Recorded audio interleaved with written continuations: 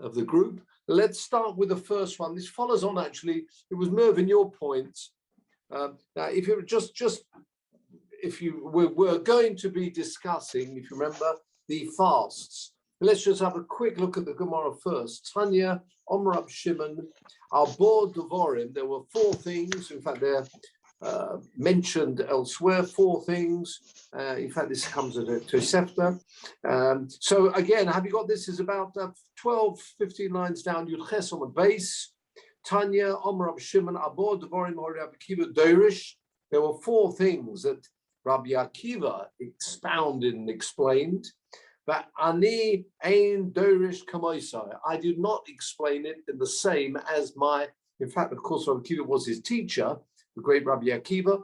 Rabbi Shimon ben Yochai explains things differently. And we're going to be focusing on the dates here. And we'll see there'll be an argument between Rabbi Shimon and Rabbi Akiva, his teacher. We looked last week, if you remember, Rabbi Akiva Eger, who quotes from the Chidah, where in Agadata one can argue, of course, with respect, and that's obviously meant when you say just with respect and then start pounding someone. No, but with respect, you can disagree on things of Agadic, as we're seeing here, although there will be some halachic ramifications as well. And what are these? We were talking here, and it follows from the Posuk that we've seen right at the top of the page, and you've probably got it around the side of your Gemara. Right at the top, it's 2nd line down, and I'm sure you've got a reference on the side. In mine, it's the Lalif. In yours, it may be a number 1. Ko Omar Hashem, we were talking there about the fasts. Som Horavi, the fast. You've got that quote on the side? Yeah, people, we have thumbs up from people. Good. Som Horavi, the fast of the 4th. The fast of the 5th, the Tzomach Shvi, the fast of the 7th, and the fast of the 10th. They will be lebeis Yehuda l'sosin and simcha. Good to see you, Sam.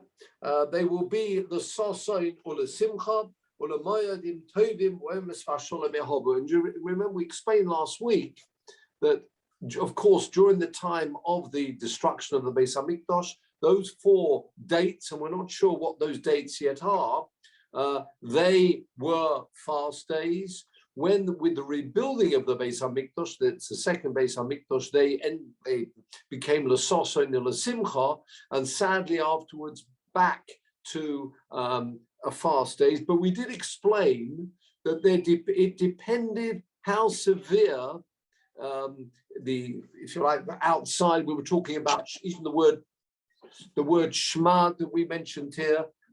As the Gemara says, remember that we saw that if there's shalom, if there's peace, sosin and simcha, if they're gezeres malchus and their conversions taking place, etc., then they are a fast. But ein gezeres malchus, in other words, yes, we haven't got back the Beis Hamikdash, but nevertheless, it's not times of conversions, etc., forced conversions. Then we spoke about this idea that besides Tisha B'Av, the other fasts, now it says here, it sounded like Imrotsu Misanin, if they wanted to, they can, and if not, not. If you can now please bring up the Ramban. First of all, page 1 from the Ramban. Torah Sa'odam, actually it is sadly about Avedas too. And if you scroll further, Peter, you can see, there we are. Sorry, a bit too much. Come down a bit. There we are. Nidfas Rishon, tells you when it was printed. Rav Moshe Bar Nachman, I say it died 1270. It was printed the first time 315, only in the end of the 1500s on this sefer. And here's a print of it. And if we, this is the, I say the Torah Sa'odam, if we can have the next attachment. Excellent. This is Torah Sa'odam. If you follow this down, the 4th line down, Bizman Shemeis Hamikdash Kaim Yilososon Simcha. Ein Shalom Kagom Bizman Chum. Ve'ein Tzara B'Mokum Yodua B'Yisrael. Then, in other words, there's no real he says, "Ein Torah b'makom yodua b'Yisrael." Rodzu Rov Yisrael. If Rov Yisrael want to, interesting. The Niskimu, they've agreed. Shaloli sanus ein matrichim alem sanus. It sounds like it's not compulsory, voluntary. Right, let's skip a minute. Next line down. Va'achshov. Kvarotsu v'nohagu. Interesting. I can't tell you more than that, but it's written here in the words of the Ramban. The rotsu v'nohagu, the minhag certainly is liis anus, to fast on those other fast days. The kiblu aleim, and they accepted upon themselves. Now, how they did this, where the rabbis at the time, I can't tell you, but this is the Ramban writing, the Fichoch, therefore, also leyochid lifroitz gidron. It's forbidden to break the barriers. But kolshkein, even more so, bedoros halolu, in these times, these generations now going medieval times, according to the Ramban, sharei ba'avenu seinu, sadly, through our averas, sherobu tzoros b'Yisrael. So many terrible calamities in Israel. Va'ein shalom, there's no shahilkoch. Next line, chayovim hakol isanus midivrei kabbalah v'takonas neviim. Following this passage that we've just seen here in the Gemara, which comes from Zechariah, it turns out it is actually we've seen here. It's a chiyuv to fast. Umistabra, this is very interesting. Umistabra, the end of the line, it would appear the kulu arba tzoimos, all these four fasts beginning the line, tanis tziboin, they are considered a public fasting. Unavim gozroisam v'chol, have you got it? V'chol chumrei tanis alem, all the severities, all the chumras of the Tanis are on all those fast days. Mafsikim b'mibon. Next line is yom. Got the word yom there? In other words, it really would be mibon yom, and whilst it's still day, that's when you'd start fasting. So strictly speaking, all those fasts should really be a full day. In other words, a night and a day. And washing would be forbidden. All the others, chiyuvim.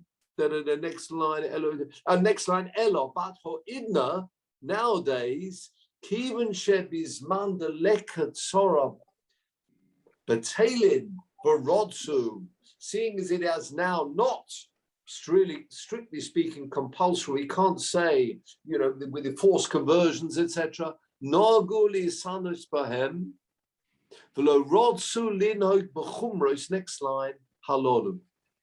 In other words, we do find that on the other fast, besides Tisha B'Av, we're obviously ignoring, not talking about Yom Kippur, that's Minat Torah, we're talking about the fast for the destruction of the Beis HaMikdash. So he said, beginning line is B'chumris Halalu, they really are, strictly speaking, forbidden, but nevertheless, as it was, as we said, if people wanted to in some way, it wasn't compulsory, they therefore are less severe. So I think we can close at that point there. So it's really following Mervyn and other people who've been questioning about this. If they wanted to, it sounds like there was a little bit of the other fasts are voluntary. What we're saying from that Ramban, and actually it comes through in the halacha too, that yes, they are all fast but the only leniency they made was that the fast would not be a full day like Tisha B'Av, but it would be reduced somewhat. But you do see from the Ramban that it was accepted upon themselves that they would fast on those days. And that's very clear from the Ramban. And that follows actually into the halacha as we know today. I haven't got any further comment really on that, but we and the reason being because we're no longer in a time of Torah. Is that what he was saying? Not those type of Torahs, yeah, that we were talking about when the Gemara talks. But that wouldn't apply to Megillah to Tanis Esther, which is not relevant to that sort of. Tanis Esther has a different. Can we just bring that back? Sorry, bring the attachment back on the same one we had before. Sorry, didn't expect that. I said, no, because he talks about that. Okay. So have a look at the beginning of the line, Va'arbo. Beginning of the line is Va'arbo. A bit more up, further up in your arrow. Yes, the end of that line. The Chain Legabi Tanis Megillah. Omer B'Medrash. It says here Tsumu.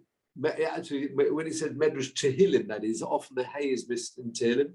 Tsumu alai shloshis yomim laila v'yoyim. The Gemara says, they would stop just before the next day, have something to eat, and then go on again.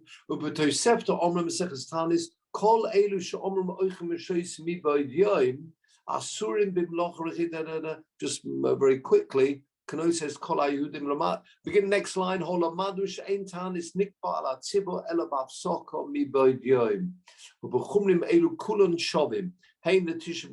so he actually does bring there and say that even Megillas Esther, where you're quite right, the Megillas Esther is for a different reason, but from the psukim themselves, you can see that they were fasting. Of course, there'd have to be some type of break in between, but really it was a full fast of 25 hours. So back now to viewing, please, Peter. So yeah, the same rule does apply to Megillas Esther. We can see from the Ramban, albeit it's not because of the Churban. So yes, again, it wouldn't be a full day. So we are relaxed on that point. Strictly speaking, you'd expect them all to be a full day. No, that there was a real relaxation as far as that's concerned. But nevertheless, Rotsu certainly, they wanted to fast. And very interesting, Megillas Esther is, the Tanis Esther is more how going into battle, the teshuvah they were doing, and it's all around the idea of teshuvah. Maybe we'll talk more about that later. We won't bother Peter quite yet, but we'll come back, hopefully, Peter, when we have a look at the Shulchan Aruch. So, yeah, all the fasts, therefore, are public fasts and accepted. Back now to our Gemara. So this Baraisa said, Rabbi Akiva and Rabbi Shimon disagreed as to Pshat in this Posuk in Zechariah. Okay, let's follow this through and see. Beginning of the line is Tsoim Horavi. You got that Tsoim Horavi? Beginning of the line, about 15 lines down. Let's see where is the difference in interpretation between Rabbi Akiva and Rabbi Shimon. So, Tsoim Horavi, if you can put people on mute, please, Peter.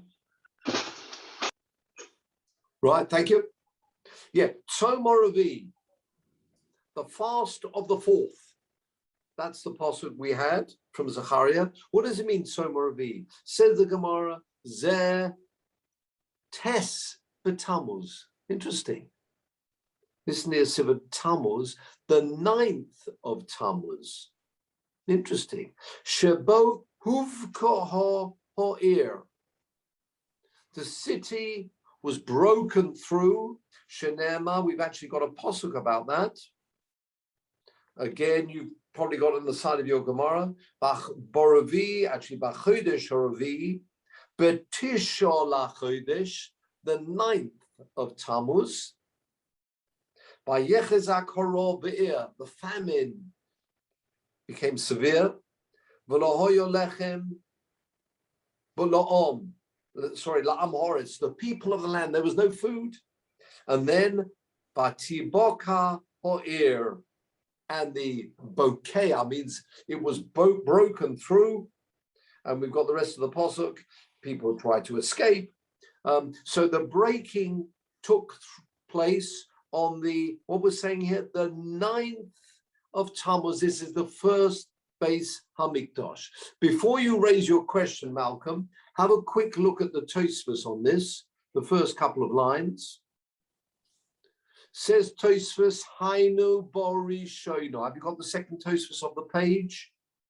We're talking here destruction of course, if we're talking about Zachariah, we're talking about the first Beis HaMikdash.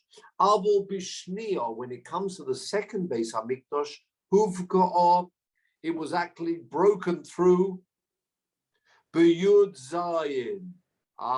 That took place actually on the 17th of Tammuz. Umishum Hachi, says Tosfos, because of this, we're focusing much more on the second Beis HaMikdash, which is closer in time to us. Umishum Hachi of Dinon B'Yud Zayin Tanis. We're not asking people to fast on both days, but the breaking through, we were talking about Yerushalayim, as on the second Beis HaMikdash, it took place on the 17th.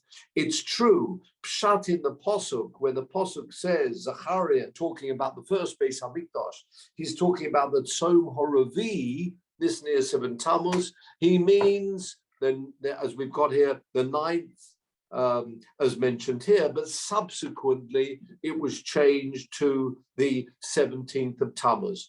Right. Yes, Malcolm, you had a question. Sorry. Malcolm first. Malcolm, you're on mute. Sorry. Yeah, it was just a very quick and sort of ridiculous comment, but I just wanted to say that whenever you say that the quote is going round the side, in my particular Talmud, it's sort of just in the main text. The actual you got quotation. the whole good for you. I mean, Which it's the yeah.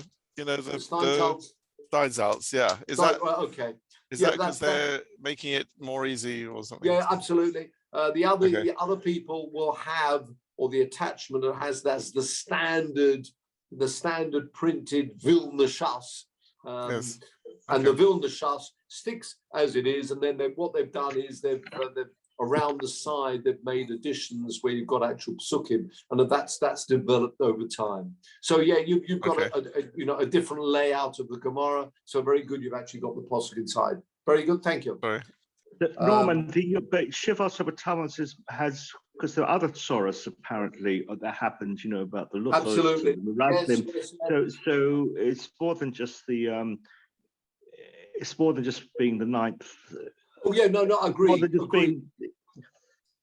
more than just being the first temple. Yeah, good. But the point Tosfos is making is that the actual, as we've said here, the breaking through took place on the 17th, together with other things.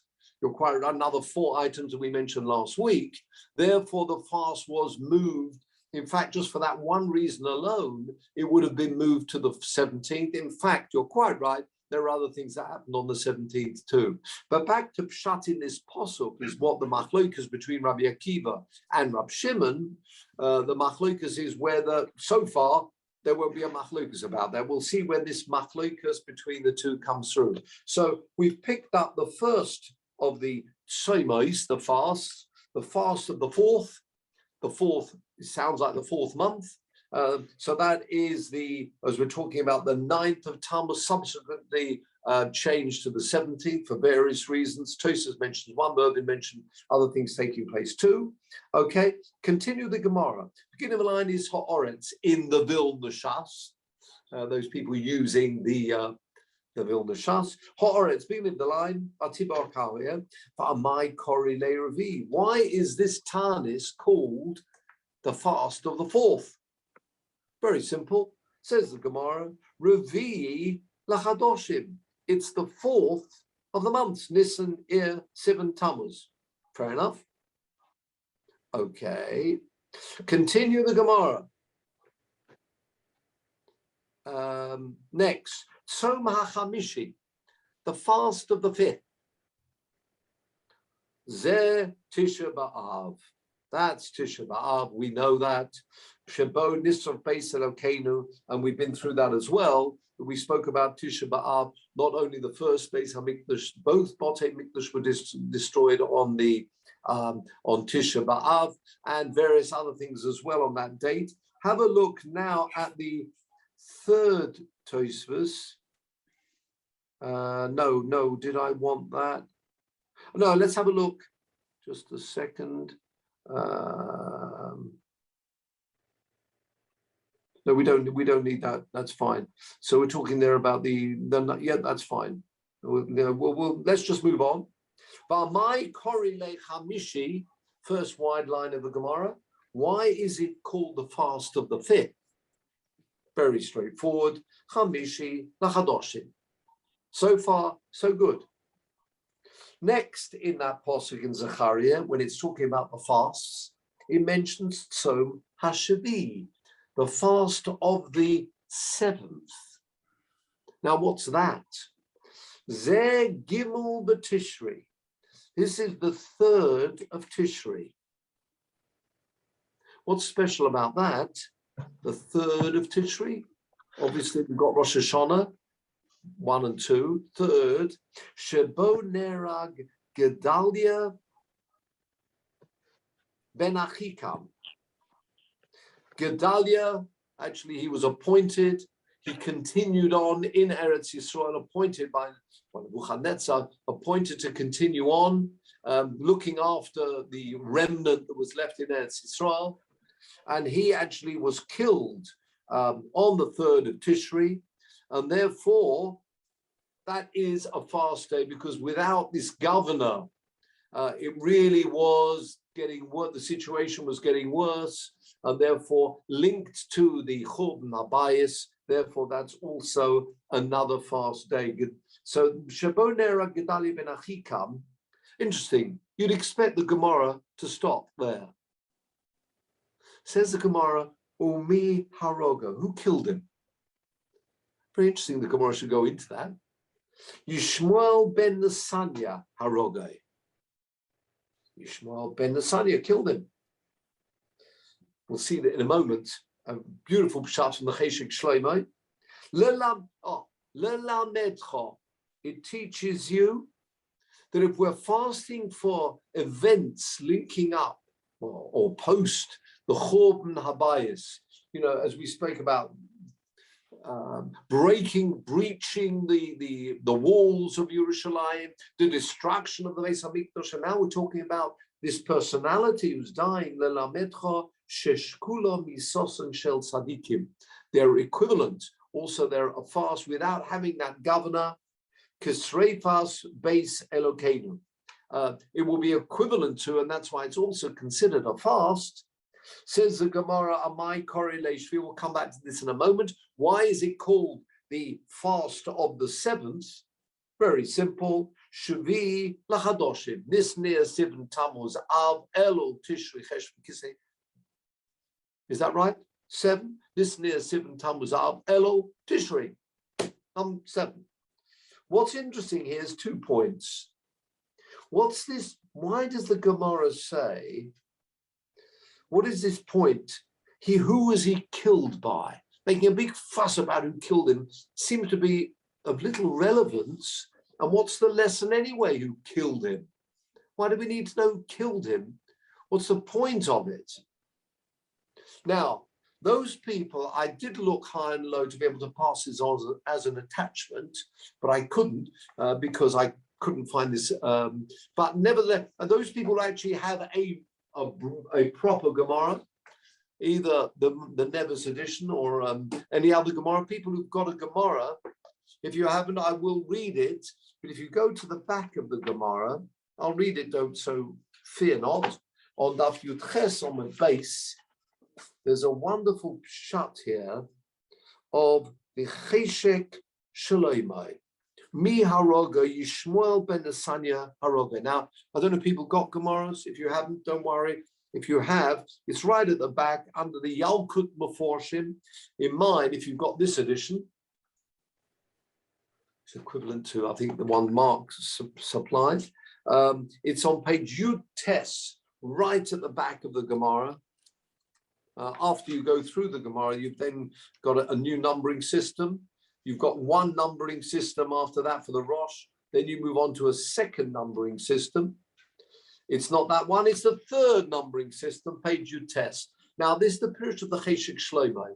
Before we mention this Pirush, and this is where, Peter, you've got for us something about the Cheshik Shlomo. So we could go to your English version or the Hebrew version, whichever one you like. Should we go for your English? Oh, the Hebrew one first, fair enough. Can you make it slightly smaller? This is Reb Shlomo HaKohen. Drop it down a bit. Not too small. Oh, that's probably a bit too small. Sorry. Slightly bigger than that. Let's go up to 100. 100. Right, that's good. Reb Shlomo HaKohen from Vilna. Reb Shlomo Vilna. Lovely picture of him.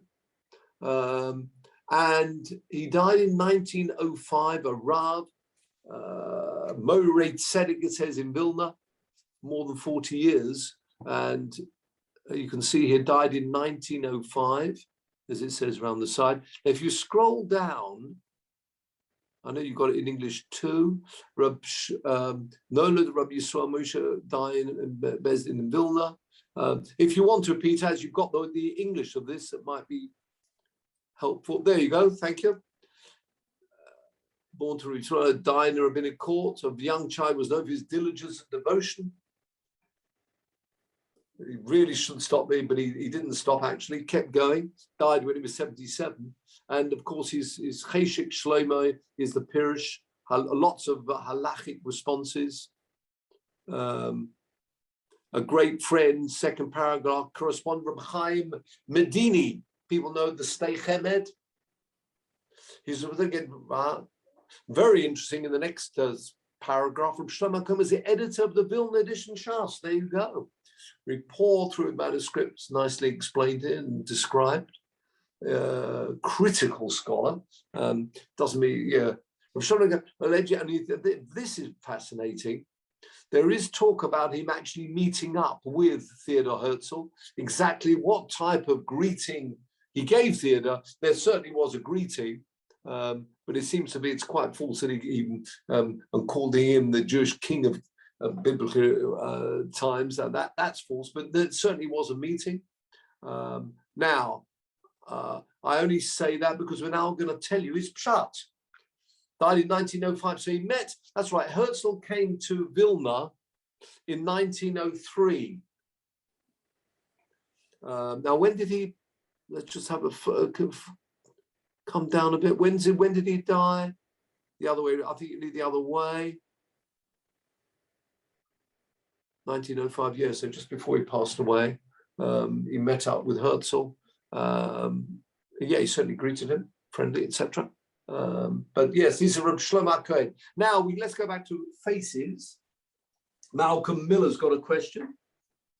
Ancestor of yours. Now I just learned today from a friend of mine who's an expert in Jewish music in America that a composer has written an opera about Herzl. Just thought I'd throw that in. Thank you very much. Okay. Very good. Thank you. Let me tell you, back to this pshat of the Cheshik Shlomo, I will read the relevant bits. And who killed him? Yishmael ben Nesanya killed him. Now, we just said this, Reb Shlomo HaKohen died in 1905, but listen to this pshat. He brings, from the Turi Ovin and others say, what does this teach us? Who killed him? I mean, yeah, very nice historical fact. Besides being a historical fact, what is the Gemara getting at by telling us who killed him? Says the Cheshik Shlomo, Reb Shlomo HaKohen. It's a pasuk explicitly written in Jeremiah chapter 41 that this Yishmael ben Nesanya killed him. What is the Gemara telling us? I'm focusing on by telling us that this Yishmael ben Nesanya killed him. Says the Cheshik Shlomo, Ula'aniya staiti nira. The pasuk tells us that, and we can understand, you'll see the ramifications of this pshat of the Cheshik Shlomo. Ki Yishmael ben Nesanya hoya shliach, he was a shliach from Bnei Ammon, Balis, to kill Gedaliah. This Yishmael ben Nesanya was sent to murder, sent by the king of Ammon to kill. He was the the officer of the representing the whole of Klal Yisrael, he was sent to kill him. Vayomer Elov, he brings a pasuk from Yirmiyahu to prove this. Sholach Balis Melech Bnei Amin Sholach Es Yishmael Ben Nisanel HaKoischa Nefesh. Says the Cheshek Shloimeh, Im Kain, you might have thought, Dahoya Onus Bedova. What do you mean it was honest? The famous words in inverted commas, we were under orders. And he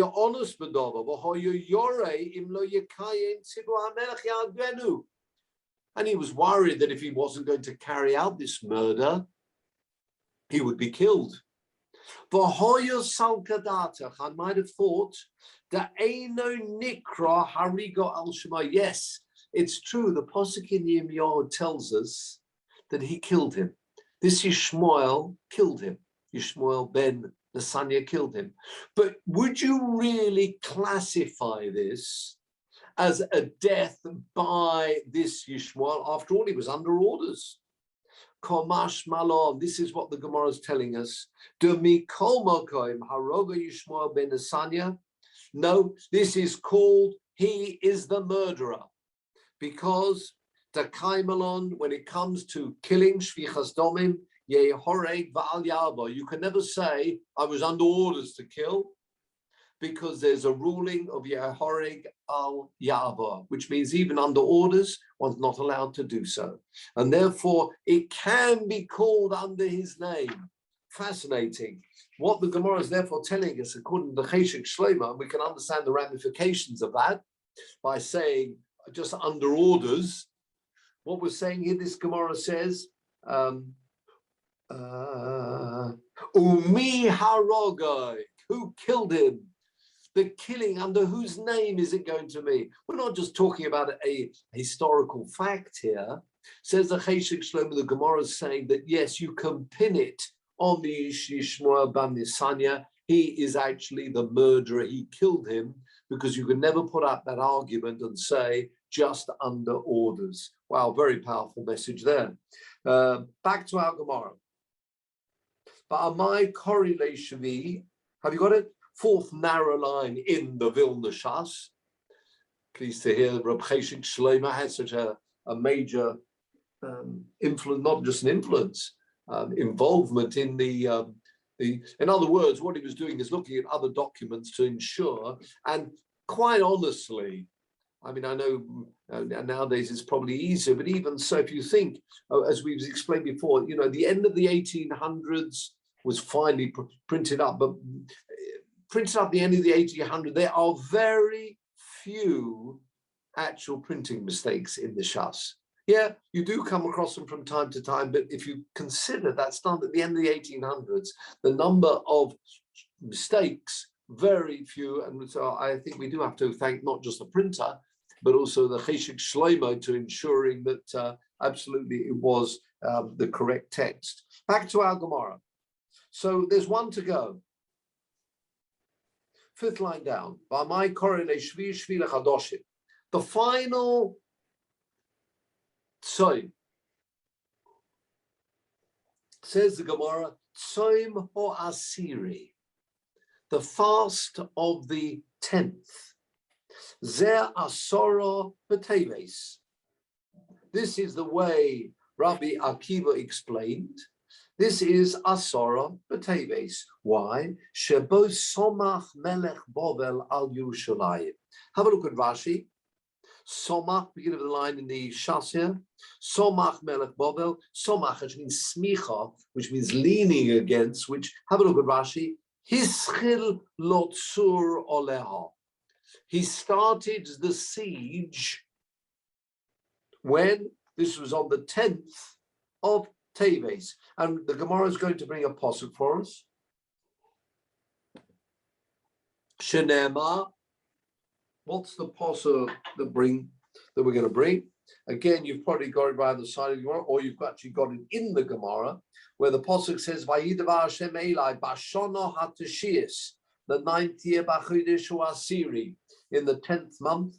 Be'oso LaChodesh, Lema ben Odom, Kasablocho es shame hayom, es etzem hayom azet, this very day, Somach Melech Bovel el Yerushalayim.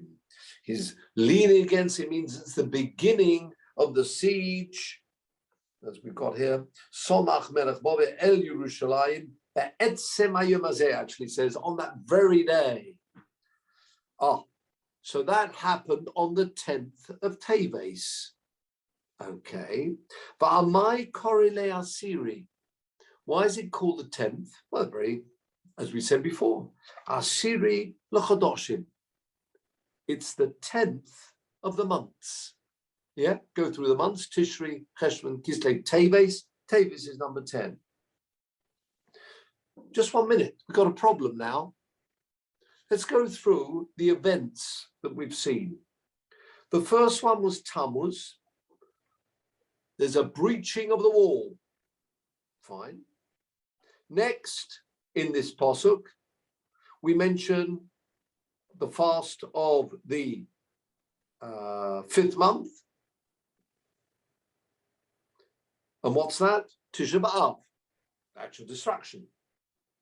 Then we have the next, which is when Gedaliah is killed. Right, that's the next one.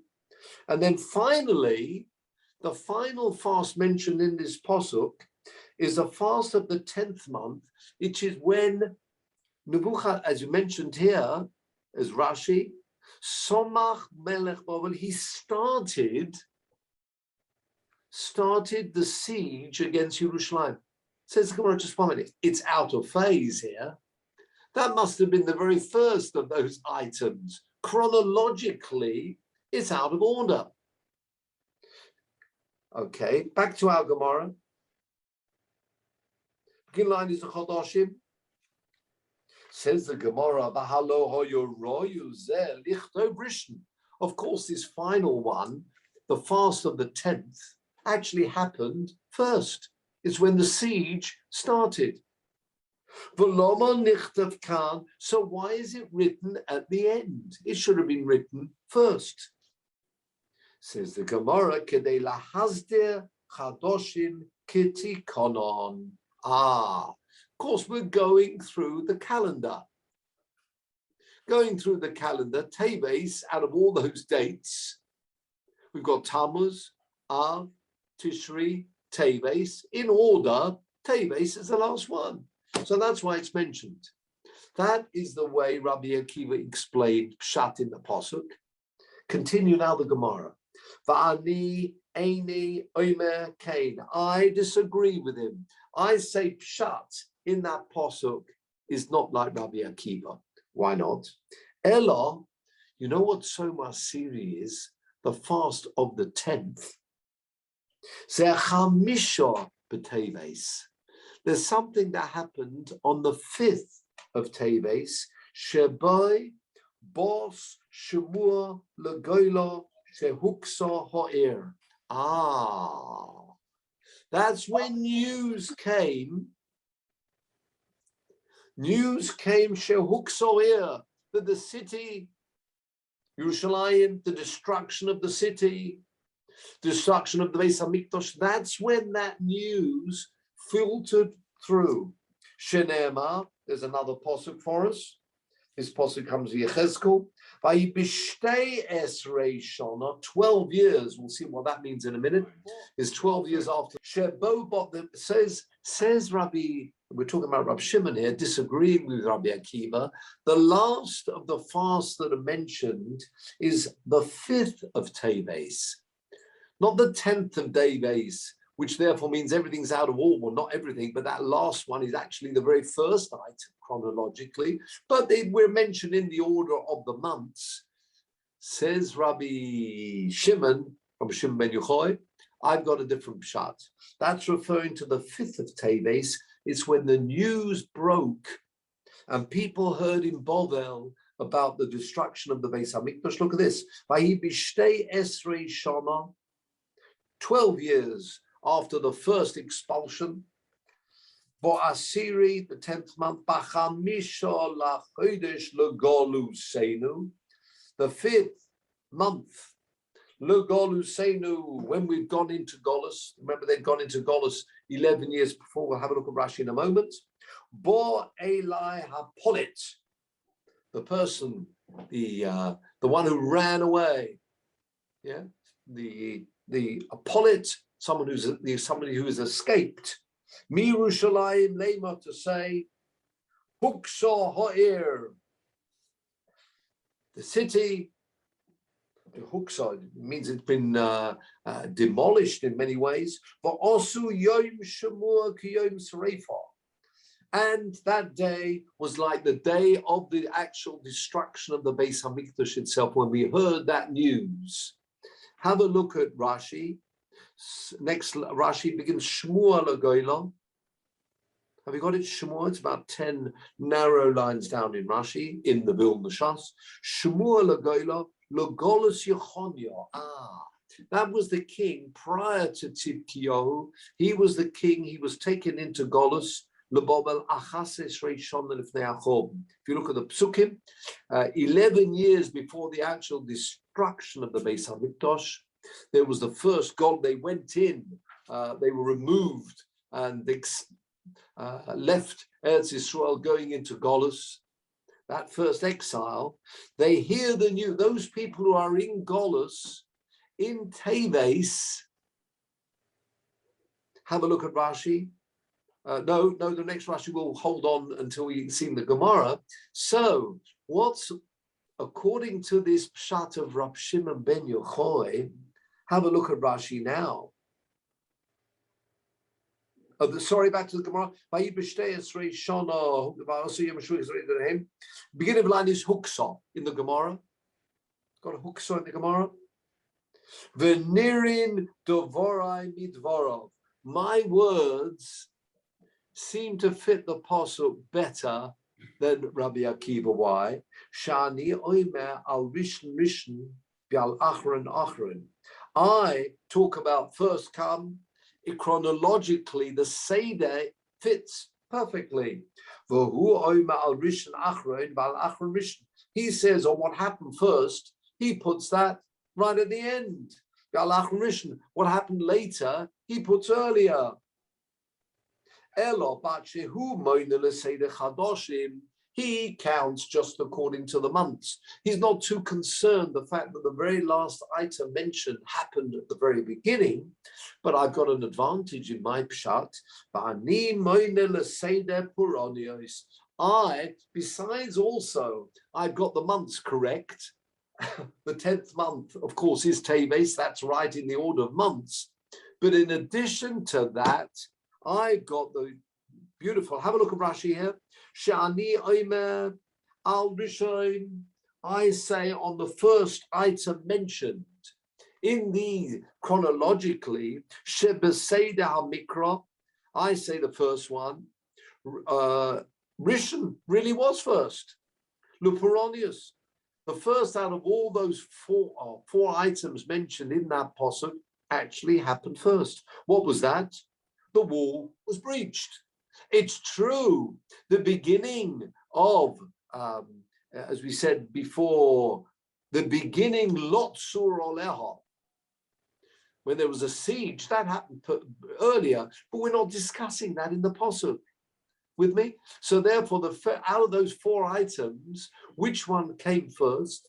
The breaching of the wall. After that, says Rashi, Nisraf Habayis, the Beis Hamikdash is burnt. But Tisha B'Av, on Tisha B'Av, Ubetishri Shela Achrov, the following Tishri Nera Gedalia, Ubeteves Shel Achrov, the following Teves, Tishri Cheshvan Teves, 2 months later, Borsor Hashamua. That's when the news filtered through and came through to us in Golus. However, according to the Pshat of Rabbi Akiva, the very first item in the Posuk is actually later on in the consideration, if you go chronologically. The Al-Achron Sheba Mikra, the last one mentioned in the Posuk, according to Rabbi Akiva, which is a 10th of Teves, Rishon LePeronis was actually the very first in chronological order. Sharei Techila, because at the beginning, says Rashi, Somach. Of course, he came close, started the siege. After that, the city was actually, the wall was broken through. Yeah. Nimtza Yud Zayin Tammuz. Turns out, therefore, that it's the 17th of Tammuz, who Rishon Sheba Mikra, Achroin Lismichas Bovel, Shu Ma'ucha B'Mikra. What are we saying now? Tammuz, which is the first one mentioned in the Posuk, it's later than an item which is going to be mentioned at the end. Why? According to Rabbi Akiva, what is the fourth fast? It's talking about something that happened at the very beginning when Melech Bovel came to Yerushalayim and started the siege. Okay, he's just sticking to the months of the year. But according to my pshat, said Rab Shimon, I've ended up now with that final item, which is not the 10th of Teves, it's the 5th of Teves, which happened after the previous three items mentioned in the Pasuk, and therefore it all fits perfectly according to my reckoning. Now, very interesting. Here we have a look at the third Tosfos. But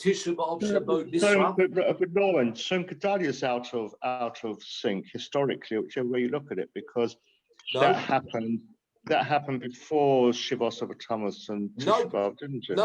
No. Have a look here. Look at that Rashi, Rishon. Have you got the Rashi? Said Rishon. Bitchila huvko er ve'achar kach nisras habayis b'Tisha B'Av u'b'tishrei shel ha'achrav ner Gedalia. After the destruction of the Beis Hamikdash, Gedalia was appointed to the remnant, the remainder of the Jews left in Israel, in Israel. He was appointed, and then when he was killed, of course, at the downfall, you can imagine the feelings of Bnei Israel that were left there. So it is in chronological order. Yeah. So the temple was destroyed 11 years before that. Before the exile.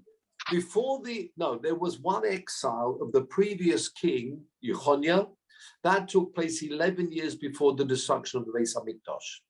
Okay. He was led into captivity. There's a new king called Tzidkiyahu, right? He is there at the actual destruction, but within the destruction, what have you got? You've got, first of all, the king laying siege to the city. Then you've got the breaking of the wall. Then you have the destruction of the Beis Hamikdash. Then you have the killing of Gedalia. Finally, you've got, according to this, the news that they hear that the Beis Hamikdash has been destroyed, which happened after Gedalia is killed, until the news filtered through to Bovel. So according to Rabbi Shimon, the order, not only is it the orders of the month, but it's also the correct order chronologically, which is wonderful. Have a look at Tosfos, the third Tosfos. Malcolm, yes. Sorry, I have actually got a question. Good. The thing is, exactly what Mervyn said was like, in all the other, the year isn't mentioned in any of those quotations, only in one of them. In the last one is the year, the 12th year mentioned, but all the other ones, the year isn't mentioned. I mean, no. How do you know what year it is? Exactly. They could be, you know.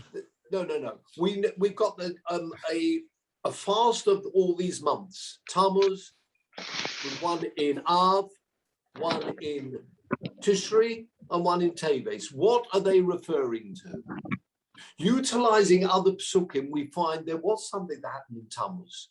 There was something that happened in Av.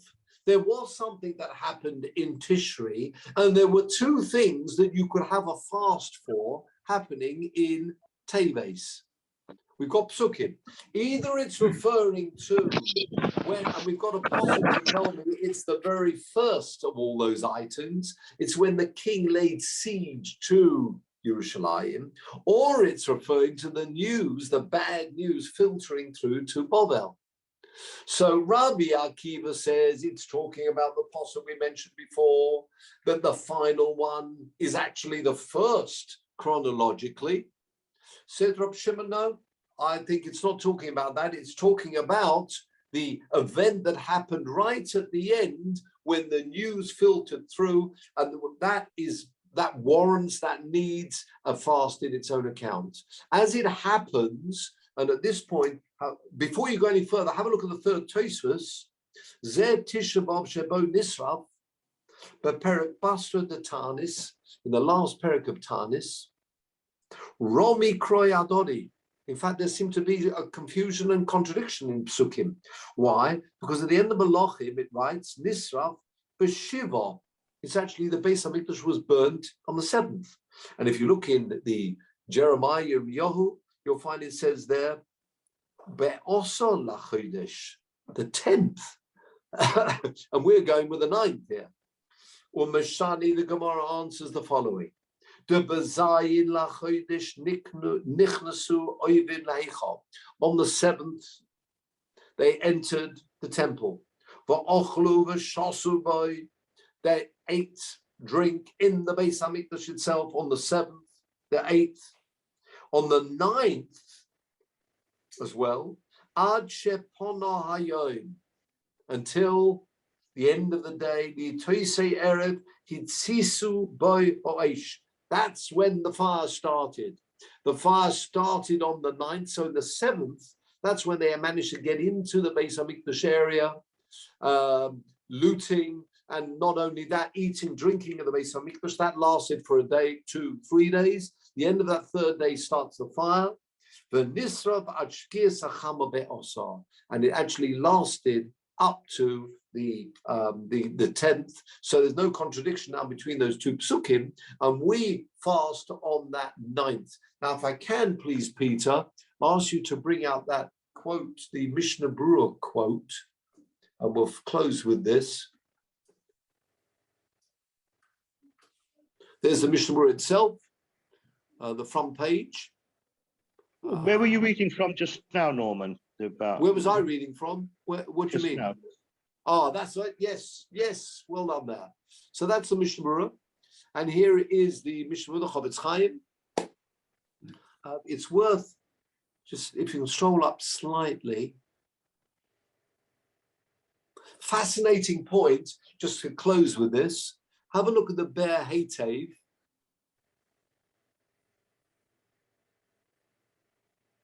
The earlier Perushim. Sorry, it drive you mad. Go back to the previous attachment. It just shows you the front page of the Mishnah Berurah. We'll come back to this 1 second. There we are. Yes, could you see Mishnah Berurah with the Orach Chaim? It's got Rabbi Yosef Cairo, Rabbi Moshe Isserles, and there we have it. It's the second one. You got the Be'er Heitev from Yehuda Ashkenazi. Yeah, from Tiktin, the Dain in Tiktin, or the early Mefarshim there. Okay, I'm talking about the 1800s. Now go back to this Mishnah Berurah, please. Thank you very much as it moves across. Wow. Brilliant. Have a look at this Be'er Heitev. Fascinating point. Isa Babes Yosef. Have you got the with the little aleph? Can you see the little aleph? Oh, no, down. There, that's it. Of the Be'er Heitev. Uber Gimel. Isa Babes Yosef. It says it in the Rabbi Yosef Cairo, B'Shem Rabbeinu Yerucham. The Rosh Hashanah Ner Gedalia. Actually, he was killed. There seem to be sources that this Gedalia, remember we said it was the fast is the 3rd of Tishri, actually was killed on Rosh Hashanah. The Nidra, of course, the fast has been pushed al Yom Chol to a day not Yom Tov. Says, this is interesting. It turns out that the fast of Tzom Gedalia, the 3rd of Tishri, is always what's called a Nidche. It's a fast which has been pushed from the actual date. Hoyonera, it would seem. Have you got it? The imyesh mila b'tzoim Gedalia. If there's actual mila taking place on Tzom Gedalia, ein Baal Bris, next line, Misaneh. The Baal Bris doesn't need to fast ad halayla. Kamoi b'Tisha B'Av, if you have a Tisha B'Av, which falls on Shabbos, v'nidchel yom aleph, and it turns out there's a bris, then the father, the son, you don't have to fast.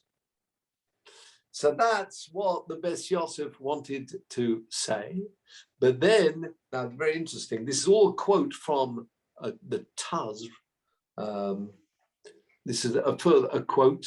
So do you understand the point? The points being made here by the Ber Heitev is that as really the fast of Tzom Gedalia has been pushed from Yom Tov to the next day. It's not really on the correct day. Therefore, there will be certain leniencies. If there's a simcha like a bris, then the Baal bris will not have to finish fasting. However, this is interesting. Can you think of a difference between a fast day, let's say like Tisha B'Av, being pushed from a Shabbos to a Sunday, or Tzom Gedalia always falling on the third? Now read the rest of this piece. Abu Yesh Lachalek, you can make a difference. The Hosom there, Nire Lakoil, it's visible. Everybody can see Hadachia, the fact that it's been pushed. Bismanenu, from its time. The Honoraim, we can see She'ika Hatanis, next line, Shel Tisha B'Av Chal B'Shabbos. Look in your diary, you'll see that Tisha B'Av fell on Shabbos, and Shenitcha, it's been pushed. Okay, therefore, Nishtane Dinoi. That's why it's got different rules. Ma'ashe'ein Kain, which is not the case, but Tzom Gedalia. The Palm Horishan Dochu, they pushed it over from the very beginning. The Gosli Sanis Biyom Gimel. La'olam Chal HaGzera. Right? The Gezerah is always going to be the same. La'olam B'Shoveh. It will be the same as a normal fast. It's not visible to us. So do you understand the point he's making? The difference between the two. Before, if you can just scroll down a bit more, a final point here from the Mishnah Berurah, quoting a quote from Maimonides. The Mishnah Berurah will close with this. Chayovim lisanos, thank you. V'hu midivrei hanviim. The words of the Nevi'im, exactly the possible we brought. Nice summary for us. Tzom Revi, V'tzom HaChamishi, V'tzom HaShvi, V'tzom HaSiri. V'omrim Chazal, we paskin like Rabbi Akiva. Tzom Revi is 17th of Tammuz. Shubachodesh Revi. Leminyan HaChadoshim. Got it? Begin line is HaChadoshim. Next, Tzom HaChamishi is Tisha B'Av. Uchodesh HaChamishi. Tzom HaShvi, next line. It's Tzom Gedalia, Shuba Chodesh Hashvi. But Tzom HaSiri is Asora B'Teves, which is in Chodesh HaSiri. Very interesting. We'll conclude with the words of Maimonides. Rambam Chol Elu Ayomim Kol Yisrael Misanim Mipnei Hatzoros Sheiru, because of the tzoros that happened to Klal Yisrael. What is this all about? Says the Rambam. To arouse hearts. We need to try and mend our ways in some way. Reminding us the deeds of our fathers and our deeds. Next line, just like us. That's why these events befell Klal Yisrael. We really should take stock and try and improve in some way. Next line, a person should be to look into the person's deeds. Look at the end of that line. The Tanis is not the main event. Kamosha Kosom, we just had now Yom Kippur. We speak about Ninveh. Next line, Vaya Hashem es ma'asehem. Hashem saw their actions. V'omru Chazal es sakom. Yes, it's true. If you look at the psukim, You can see they were sitting in sackcloth. Lo nema ela es ma'aseihem, their actions, their changed actions. And therefore, the main event certainly is to do Shiur. It doesn't mean to say you're not allowed, you shouldn't be fasting, but it's really a way for a person to take stock. Those are the words of the Rambam. With that, gentlemen, we will see each other back again. Thank you very much indeed. Norman, just before